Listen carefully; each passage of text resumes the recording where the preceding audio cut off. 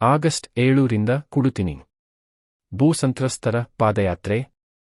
ಕೈಗಾರಿಕೆ ಸ್ಥಾಪನೆಗೆಂದು ರಾಜ್ಯ ಸರ್ಕಾರ 12,000ಕ್ಕೂ ಅಧಿಕ ಭೂಮಿಯನ್ನು ವಶಪಡಿಸಿಕೊಂಡಿದ್ದು, ಇದುವರೆಗೆ ಕೈಗಾರಿಕೆ ಸ್ಥಾಪನೆ ಮಾಡಿಲ್ಲ. ಇನ್ನಾದರೂ ಕೈಗಾರಿಕೆ ಸ್ಥಾಪನೆ ಮಾಡಿ ಲಕ್ಷಾಂತರ ಜನರಿಗೆ ಉದ್ಯೋಗಾವಕಾಶಗಳನ್ನು ನೀಡಬೇಕು. ನ್ಯಾಯಾಲಯದ ಆದೇಶದಂತೆ ಜಮೀನು ಕಳೆದುಕೊಂಡ ರೈತರಿಗೆ ಸೂಕ್ತ ಬೆಲೆ ನೀಡಬೇಕೆಂದು ಒತ್ತಾಯಿಸಿ ಇದೇ ಆಗಸ್ಟ್ 7ರಂದು ಕುಡಿತಿನಿಯಿಂದ ಸಂಡೂರಿಗೆ ಬೆಳಿಗ್ಗೆ 7ರಿಂದ ಬೃಹತ್ ಪಾದಯಾತ್ರೆ ಹಮ್ಮಿಕೊಂಡಿರುವುದಾಗಿ ಎಂದು ಕರ್ನಾಟಕ ಪ್ರಾಂತ ರೈತ ಸಂಘದ ಅಧ್ಯಕ್ಷ ಯು. ಬಸವರಾಜ್ ಮತ್ತು ಸಿಐಟಿಯು ಜಿಲ್ಲಾಧ್ಯಕ್ಷ ಜೆ. ಸತ್ಯಬಾಬು ತಿಳಿಸಿದ್ದಾರೆ.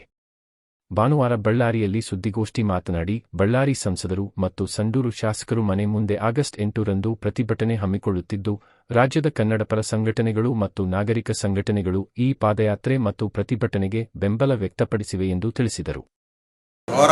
8ನೇ ತಾರೀಕು 2 ದಿನಗಳ ಕಾಲ ಕುಡುತಿನಿಯಿಂದ ಸಾವಿರಾರು ಸಂಖ್ಯೆಯಲ್ಲಿ ರೈತರು ಪಾದಯಾತ್ರೆಯನ್ನು ಮಾಡಿ ಅವರ ಮನೆ ಮುಂದೆ ಧರಣ ಮಾಡಬೇಕು ಅಂತೇಳಿ ನಿರ್ಧಾರ ಮಾಡಿದ್ದೀವಿ. ನಾನು ಶಾಸಕರು ಮತ್ತು ಸಂಸದರಿಗೆ ಮನವಿ ಮಾಡ್ತಾ ಇದ್ದೀನಿ, ಇದು ಯಾವ ರಾಜಕೀಯ ಪಿತೂರಿಯಿಂದ ಮಾಡ್ತಾ ಇರುವಂಥ ಹೋರಾಟ ಅಲ್ಲ. ಇದು ಪಕ್ಕಾ ನಾವು ರೈತರಿಗೋಸ್ಕರ, ರೈತರ ಸಂಕಷ್ಟಕ್ಕೋಸ್ಕರ ನಾವು ಹೋರಾಟ ಮಾಡ್ತಾ ಇದ್ದೀವಿ. ನೀವು ತಕ್ಷಣವೇ ಮುಖ್ಯಮಂತ್ರಿಗಳ ಜೊತೆಯಲ್ಲಿ ಮಾತಾಡಿ ಮಾತುಕತೆಗೆ ಒಂದು ದಿನಾಂಕ ನಿಗದಿ ಮಾಡಿ ಅಂತೇಳಿ ನಾನು ಒತ್ತಾಯ ಮಾಡ್ತೀನಿ. ಕುಡುತಿನಿ ಭೂ ಸಂತ್ರಸ್ತರ ಹೋರಾಟ ಸಮಿತಿಯ ಮುಖಂಡರಾದಂಥ ನನ್ನ ಹೆಸರು ಕೆ. ಜಂಗ್ಲಿ ಸಾಬ್ ಅಂತೇಳಿ. ಇಲ್ಲಿಗೆ ನಾವು ಸುಮಾರು 960 ದಿನಗಳ ಹೋರಾಟವನ್ನು ಮುಂದುವರಿಸ್ಕೊಂಡು ಬಂದಿದ್ದೀವಿ.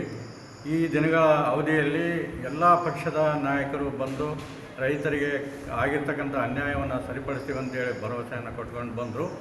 ಈಗಿರ್ತಕ್ಕಂಥ ನಮ್ಮ ಕಾಂಗ್ರೆಸ್ ಸರ್ಕಾರದ ಸಂಸದರಾದಂಥ ತುಕಾರಾಮ್ ಸರ್ ಅವರು ಕೂಡ ತುಂಬ ಪ್ರಾಮಾಣಿಕವಾಗಿ ನಾನು ಮಾಡೇ ಮಾಡ್ತೀನಿ, ರೈತರ ಸಮಸ್ಯೆಯನ್ನು ಬಗೆಹರಿಸ್ತೀನಿ ಅಂತೇಳಿ ಸಾಕಷ್ಟು ಬಾರಿ ಭರವಸೆಗಳನ್ನು ಹೇಳಿ ಸ್ವಲ್ಪ ಅವರ ಮಾತು ಹುಸಿ ಆಗ್ತಾ ಇರೋದರಿಂದ ನಮ್ಮ ರೈತರಲ್ಲಿ ಒಂದು ಆತಂಕ ಉಂಟಾಗಿದೆ.